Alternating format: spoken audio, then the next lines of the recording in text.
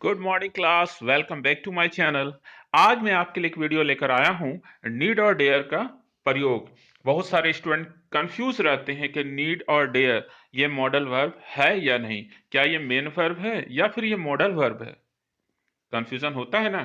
तो आज इसी कंफ्यूजन को दूर करने के लिए मैं आपके लिए एक बहुत ही इंपॉर्टेंट वीडियो लेकर आया हूं, जिसमें मैं आपको बताऊंगा कि नीड और डेयर क्या ये मॉडल वर्ब है या फिर ये मेन वर्ब है। तो चलिए वीडियो को शुरू करते हैं। देखिए, सबसे पहले हम लोग देखेंगे नीड का प्रयोग। तो नीड का प्रयोग हम लोग तभी जानेंगे जब सबसे पहले हम लोग नीड का अर्थ जानेंगे। तो नीड का अर्थ होता है चाहिए, जरूरत या फिर आवश्यकता, यानी कि रिक्वायर या फिर वांट। तो अगर हम किसी के बारे में जानना चाहते हैं तो उसकी विशेषताएं जाननी बहुत जरूरी है। अगर हम उसका विशेषता जान जाएंगे, उसके गुण, उसके दोष के बारे में जानेंगे, उसके प्रोस एंड कॉन्स के बारे में जानेंगे, तो सारा चीज क्लियर हो जाएगा। सबसे पहले देखिए, इसका पहला विशेषता क्या है कि अगर हम मेन वर्ब के रूप में इसका उपयोग करते हैं, अगर हम मेन वर्ब के रूप में इसका उपयोग करते हैं तो फिर इसका हम 5 तरह का वर्ब फॉर्म होता है। जैसे वर्ब 1 जिसमें नीड, देख रहे हैं ना, वर्ब 1 यानी नीड। वर्ब 2 होगा तो नीडेड, वर्ब 3 होगा तो भी नीडेड, वर्ब 4 होगा तो नीडिंग। एक्चुअली देखिए, नीड का उपयोग वर्ब 4 में नहीं होता है। नीडिंग कभी आप सुने हैं? कभी नहीं सुने होंगे। नीड होता है, नीड्स हो सकता है लेकिन नीडिंग नहीं होता है। ठीक है। वर्ब 5 क्या होता है? नीड्स। ठीक है। अगर हम इसका मेन वर्ब के रूप में अगर हम नीड का इस्तेमाल कर रहे हैं तो वर्ब 1 होगा नीड, वर्ब 2 होगा नीडेड, वर्ब 3 होगा नीडेड, वर्ब 4 होगा नीडिंग, जबकि वर्ब 4 का इस्तेमाल नीडिंग के रूप में वर्ब 4 आता ही नहीं है नीड का। और वर्ब 5 होगा नीड्स। ओके, आगे बढ़िए। देखिए, इसका दूसरा जो इंपॉर्टेंट फीचर्स है वो है कि इसका प्रयोग मेन वर्ब और ऑक्सिलरी वर्ब यानी कि हेल्पिंग वर्ब दोनों में होता है। वाह, ये तो पहला मॉडल वर्ब हमें ऐसा मिला है कि जिसका उपयोग हम मेन वर्ब में भी कर सकते हैं और ऑक्सिलरी वर्ब में भी कर सकते हैं। क्या आपने कोई मॉडल वर्ब ऐसा पढ़ा है? जैसे केन, केन का उपयोग क्या मेन वर्ब में आप कर सकते हैं? कभी नहीं। जैसे could, may, might, shall, should, must, ought to, क्या इसका इस्तेमाल आप मेन वर्ब में कर सकते हैं? नहीं कर सकते। लेकिन हम नीड का इस्तेमाल मेन वर्ब में कर सकते हैं। ठीक है, कैसे कर सकते हैं इसको देखिए। पहला सेंटेंस है, उसे आपके मदद की जरूरत है। उसे आपकी मदद की जरूरत है। इस सेंटेंस में देखिए, ही नीड्स योर हेल्प। ही क्या है? ही है सब्जेक्ट, और सब्जेक्ट के बाद क्या आता है? मेन वर्ब आता है। यहां पर देखिए नीड्स है। नीड्स क्या है? वर्ब 5 है। सब्जेक्ट सिंगुलर है तो वर्ब भी सिंगुलर है, क्योंकि वर्ब 5 क्या होता है? एक सिंगुलर वर्ब होता है। आपको पता होगा, अगर आप वर्ब पढ़िएगा, इसका वीडियो मैं बना दूंगा। वर्ब 1 हमेशा प्लूरल वर्ब होता है। वर्ब 2 क्या होता है? यह सिंगुलर भी हो सकता है, प्लूरल भी हो सकता है। वर्ब 3 क्या होता है? यह भी सिंगुलर हो सकता है और प्लूरल हो सकता है।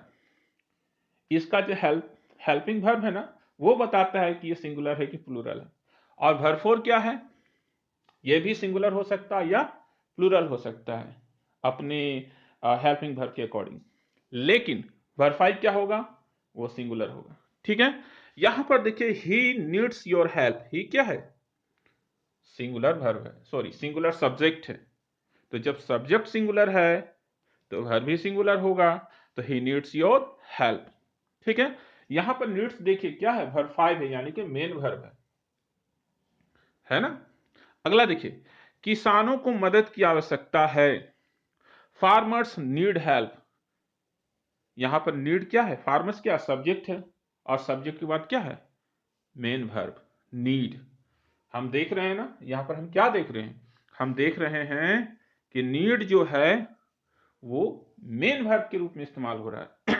ठीक है, नीड क्या हो रहा है, मेन वर्ब के रूप में इस्तेमाल हो रहा है। अगला सेंटेंस देखिए, मुझे वहां जाने की जरूरत है, I need to go there. अच्छा, बहुत सारे लोग कंफ्यूज रहते हैं कि नीड के बाद टू लगा सकते हैं कि नहीं लगा सकते। हाँ, अगर कोई भी असर्टिव सेंटेंस है, पॉजिटिव सेंटेंस है, तो क्यों नहीं लग सकता है। अगर वैसा सिचुएशन रहेगा तो लगेगा, अगर नहीं रहेगा तो नहीं लगेगा। जैसे पहला सेंटेंस है, उससे आपके मदद की जरूरत है, ही नीड्स योर हेल्प। अब हम यहाँ पर जबरदस्ती टू नहीं घुसा सकते कि he needs to your help, गलत हो जाएगा। किसानों को मदद की आवश्यकता है, farmer needs help, farmers need help. हम यहाँ पर अपने से नहीं लगा सकते कि फार्मर्स नीड टू हेल्प, गलत हो जाएगा। लेकिन मुझे वहां जाने की जरूरत है, I need to go there.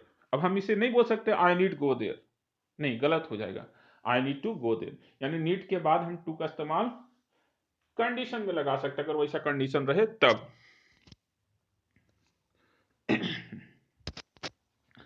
अगला सेंटेंस देखिए, अगला जो इसका फीचर है वो देखिए। मेन वर्ब के रूप में इसे निम्न तरीके से निगेटिव या इंट्रोगेटिव बना सकते हैं। अच्छा, नीड का इस्तेमाल जब हम मेन वर्ब के रूप में कर रहे हैं तो हमने तो सीख लिया कि हम असर्टिव सेंटेंस कैसे बनाते हैं। अच्छा, निगेटिव सेंटेंस या इंट्रोगेटिव सेंटेंस बनाने का क्या तरीका देखिए। अगर कोई सेंटेंस प्रेजेंट टेंस है, प्रेजेंट टेंस मतलब किसी सेंटेंस के हिंदी सेंटेंस में लगा रहा है, हैं, हो, हूं लगा हुआ है, तो वो प्रेजेंट टेंस है। तो अगर हम इसको निगेटिव सेंटेंस या फिर इंट्रोगेटिव सेंटेंस बनाएंगे तो हम वहां पर डू या डस का इस्तेमाल करेंगे। क्लियर।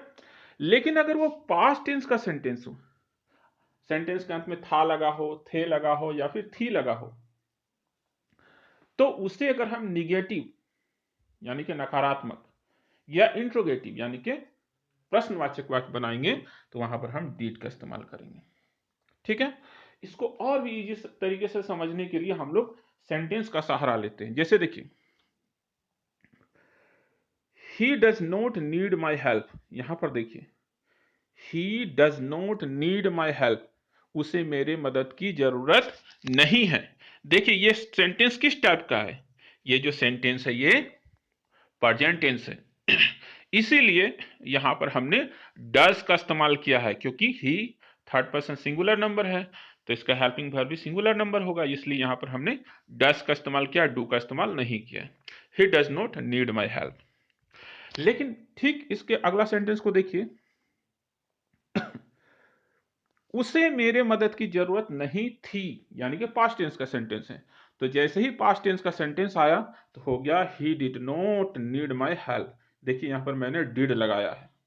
ठीक है, मैंने आपको बताया था ना, यहां देखिए जहां पास्ट टेंस रहेगा वहां पर मुझे डिड लगाकर निगेटिव सेंटेंस भी बनाना है और इंट्रोगेटिव सेंटेंस भी बनाना है।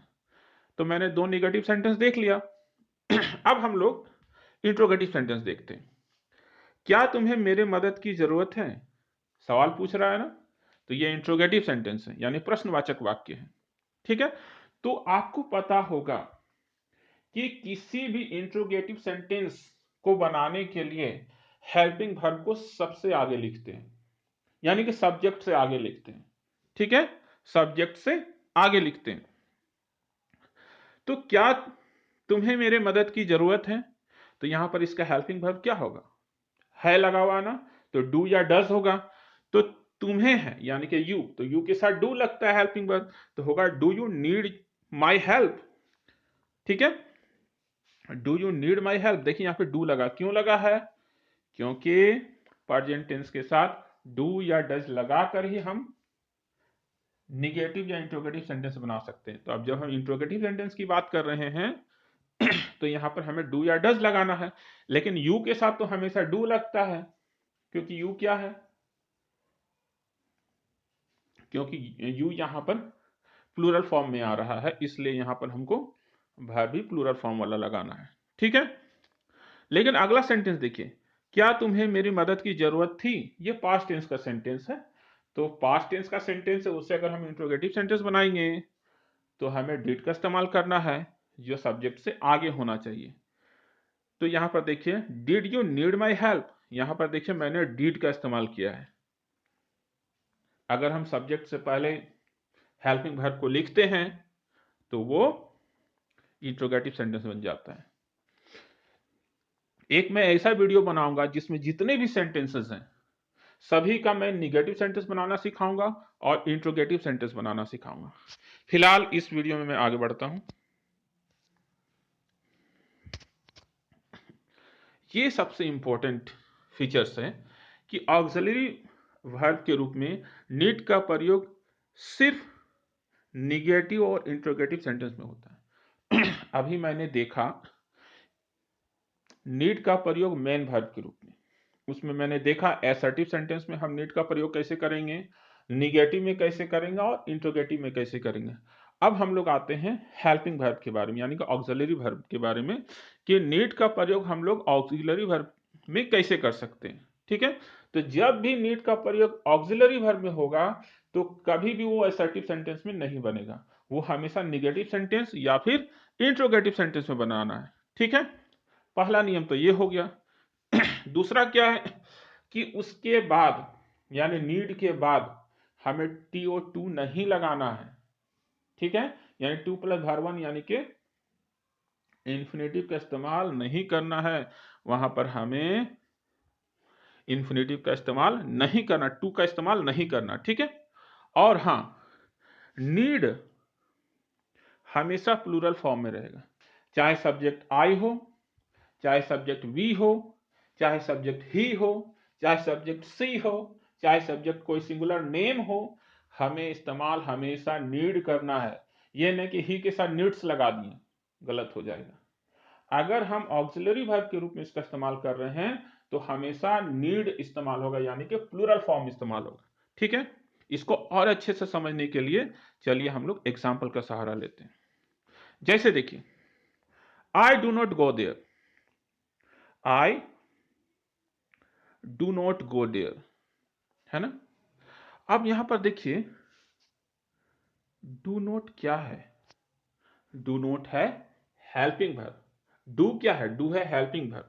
अब देखिए डू को हटाकर यहां पर मैं लगा दिया हूं नीड, क्या लगा दिया हूं, नीड, यानी कि हेल्पिंग वर्ब के रूप में नीड का इस्तेमाल कर रहा हूं, यानी कि ऑक्सिलरी वर्ब के रूप में नीड का इस्तेमाल कर रहा हूं। तो ये बन जा रहा I need not go there, मुझे वहां जाने की आवश्यकता नहीं है।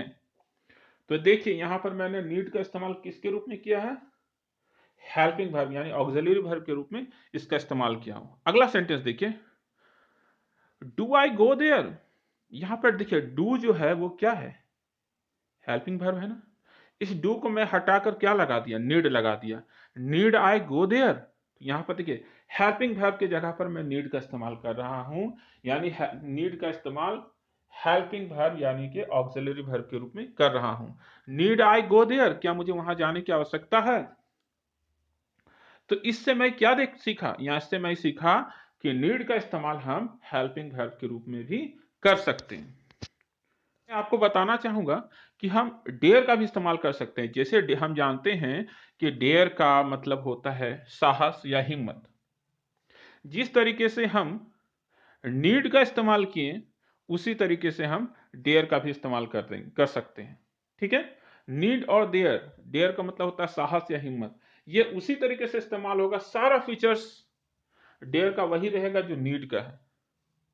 अगर आप लोग इसका एक सेपरेट वीडियो चाहते हैं तो आप लोग कमेंट कीजिएगा, मैं इसके लिए एक सेपरेट वीडियो भी बना दूंगा। ठीक है, अब जो सबसे इंपॉर्टेंट चीज है वो समझिए। मैंने आपको कहा था ना कि नीड और डेयर क्या ये मॉडल वर्ब हैं या फिर मेन वर्ब हैं। देखिए क्योंकि नीड और डेयर का प्रयोग मेन वर्ब और ऑक्सिलरी वर्ब दोनों में होता है, इसलिए इसे हम सेमी मॉडल्स कहते हैं। सेमी मतलब क्या था, हाफ, आधा। इसका आधा मेन वर्ब में भी हो सकता है इस्तेमाल और इसका ऑक्सिलरी वर्ब यानी कि हेल्पिंग वर्ब में भी हम नीड और देयर का इस्तेमाल कर सकते हैं। यही रीजन है कि इसे हम मॉडल वर्ब नहीं कहते, इसे हम कहते हैं सेमी मॉडल्स, इसे हम कहते हैं सेमी मॉडल्स। उम्मीद करता हूं कि आपको वीडियो पसंद आया है। अगर वीडियो पसंद आया होगा तो प्लीज़ वीडियो को लाइक कीजिए, चैनल को सब्सक्राइब कीजिए और शेयर ज़रूर कीजिए, क्योंकि ज्ञान बाँटने से ही बढ़ता है। तब तक के लिए धन्यवाद।